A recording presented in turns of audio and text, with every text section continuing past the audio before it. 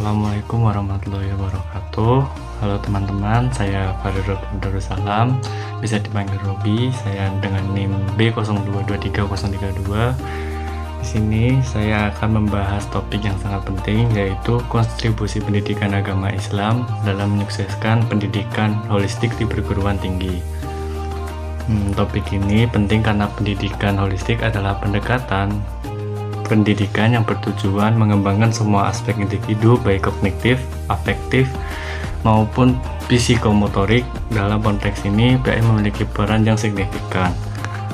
Yaitu dari pendidikan holistik sendiri itu merupakan pendekatan pendidikan yang menyeluruh, yang tidak hanya fokus pada pengembangan intelektual, tetapi juga aspek emosional, sosial, dan spiritual.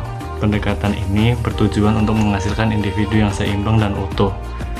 Lalu pendidikan agama Islam sendiri itu merupakan sebuah mata pelajaran yang bertujuan menanamkan nilai-nilai Islam dalam kehidupan sehari-hari. PAI berfokus pada pengajaran akidah, ibadah, akhlak, dan sejarah Islam. Lalu kontribusi PAI dalam pendidikan holistik sendiri itu ada yang pertama, yaitu pengembangan aspek spiritual, di mana PAI berperan penting dalam pengembangan aspek spiritual mahasiswa. Dengan mempelajari nilai-nilai keagamaan, mahasiswa diajarkan untuk memiliki hubungan yang kuat dengan Tuhan, yang merupakan salah satu aspek penting dalam pendidikan holistik ini. Yang kedua, ada penguatan nilai moral dan etika.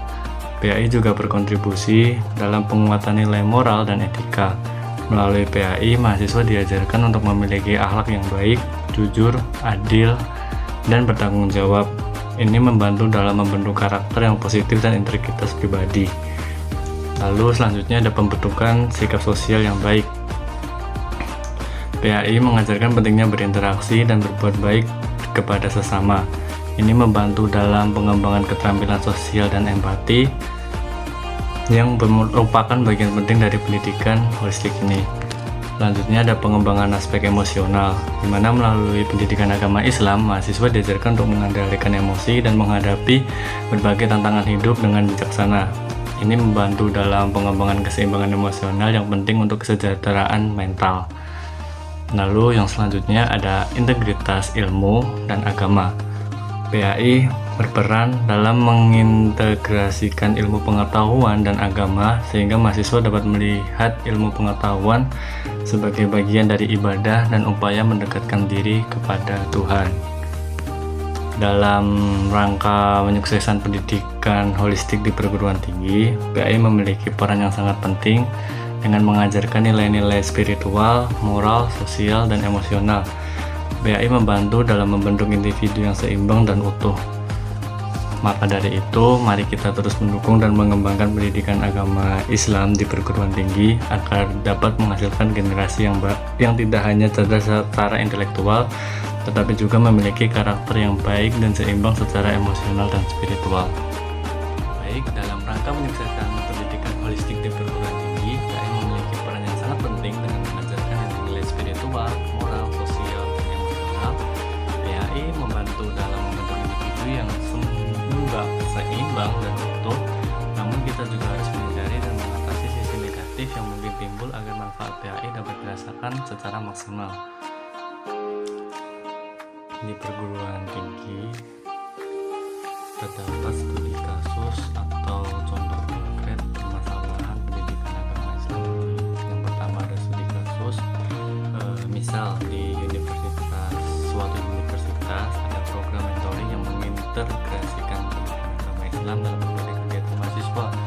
Dalam program ini, mahasiswa tidak hanya belajar tentang agama dalam kelas, tetapi juga menerapkannya dalam kehidupan sehari-hari melalui kegiatan sosial seperti bakti sosial dan rutin. Ini membantu mereka menerapkan nilai-nilai agama dalam tindakan yang nyata. Lalu ada contoh konkretnya, contoh lain adalah di suatu universitas juga, di mana ada program pelatihan kepemimpinan yang berlandaskan pada nilai-nilai pendidikan agama Islam. Program ini bertujuan untuk mengembangkan pemimpin yang tidak hanya cerdas, tetapi juga memiliki integritas dan nilai moral yang tinggi juga. Para peserta diberikan pelatihan intensif tentang etika, tanggung jawab, dan kepemimpinan yang berbasis nilai-nilai Islam. Lalu, apa saja sih pengaruh PAI terhadap prestasi akademik dan non-akademik? Untuk studi menunjukkan bahwa mahasiswa yang aktif dalam kegiatan keagamaan cenderung memiliki prestasi akademik yang lebih baik. Nilai-nilai disiplin, tanggung jawab, dan kerja keras yang diajarkan dalam pendidikan agama Islam membantu mereka mengelola waktu dan tugas dengan lebih efektif. Lalu di prestasi non akademik sendiri, itu PAI juga berkontribusi terhadap prestasi non akademik.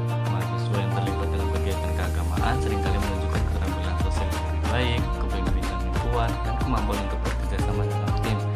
Ini semua adalah keterampilan penting yang dihargai dalam dunia kerja. Lalu apa saja tantangan dalam implementasi PAI di perguruan tinggi? Yaitu yang pertama ada perbedaan interpretasi, di mana salah satu tantangan dalam implementasi PAI adalah perbedaan interpretasi nilai-nilai agama.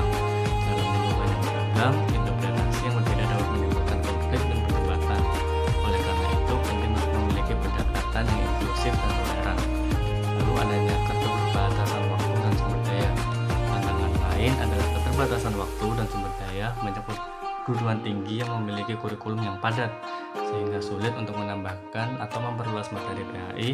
Selain itu, keterbatasan sumber daya seperti pengajar yang berkualifikasi juga bisa menjadi hambatan.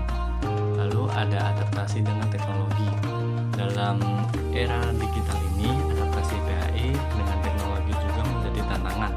Bagaimana PAI dapat memanfaatkan teknologi untuk mengajarkan nilai-nilai agama dengan cara yang relevan dan menarik bagi mahasiswa saat ini?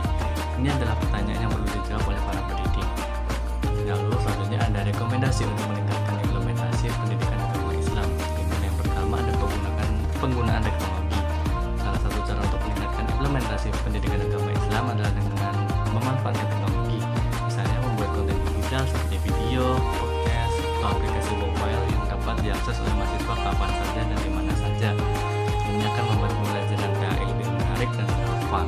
Lalu yang kedua ada kegiatan ekstrakurikuler atau UKM, di mana mengembangkan kegiatan ekstrakurikuler berbasis PAI juga bisa menjadi solusi. Misalnya kegiatan Islam, kelompok studi Al-Quran, atau kegiatan sosial berbasis nilai-nilai Islam. Ini memberikan mahasiswa kesempatan untuk mengaplikasikan apa yang mereka pelajari dalam konteks nyata. Lalu adanya pelatihan dan workshop. Mengadakan pelatihan untuk dosen dan mahasiswa tentang cara mengintegrasikan PAI dalam kehidupan sehari-hari. Ini bisa mencakup pelatihan tentang kepemimpinan berbasis nilai, etika, profesional, dan pengembangan karakter.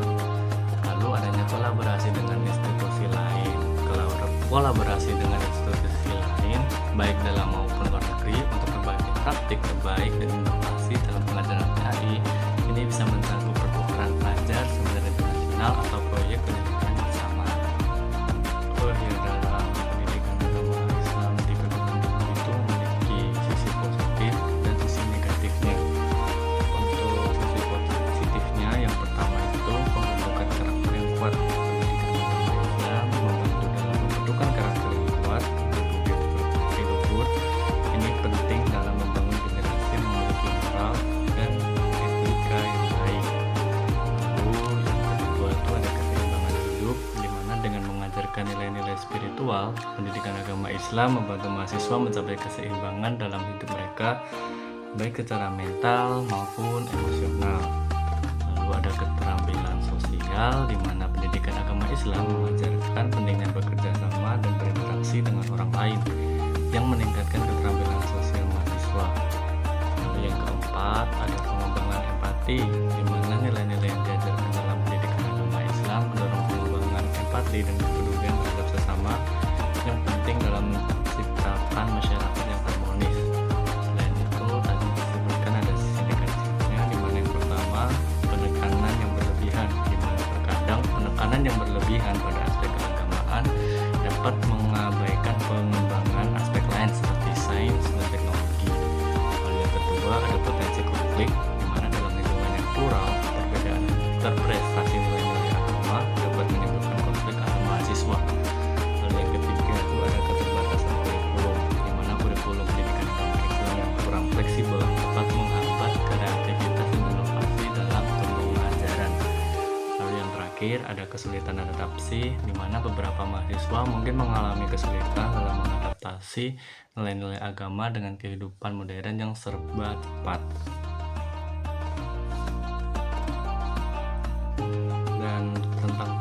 tujuan pendidikan agama Islam dalam perguruan tinggi, yaitu persetujuan legal dan kebijakan di mana pendidikan agama Islam atau PAI di perguruan tinggi di Indonesia itu telah diatur oleh berbagai peraturan dan kebijakan. Undang-Undang Sistem Pendidikan Nasional mengharuskan pendidikan agama diajarkan di semua jenjang pendidikan, termasuk perguruan tinggi. Hal ini untuk memastikan bahwa mahasiswa tidak hanya cerdas secara intelektual, tetapi juga memiliki landasan spiritual yang kuat. Lalu adanya dukungan institusional, di mana banyak perguruan tinggi yang memberikan dukungan penuh terhadap implementasi pendidikan agama Islam dengan menyediakan fasilitas seperti masjid, pusat kajian Islam, dan kegiatan ekstrakurikuler berbasis keagamaan. Ini menunjukkan komitmen institusi dalam mendukung pendidikan holistik untuk pendidikan agama Islam ini. Lalu adanya penerimaan mahasiswa, di mana secara umum mahasiswa di perguruan tinggi menerima dan menghargai pentingnya pendidikan agama Islam. Meskipun ada tantangan dan perbedaan pandangan, banyak yang menyadari bahwa pendidikan agama Islam memainkan peran penting dalam membentuk karakter dan memberikan panduan moral. Baik, terima kasih karena telah menonton video ini. Jika kalian memiliki pertanyaan atau ingin berbagi pandangan, silahkan tinggalkan komentar di bawah. Terima kasih. Wassalamualaikum.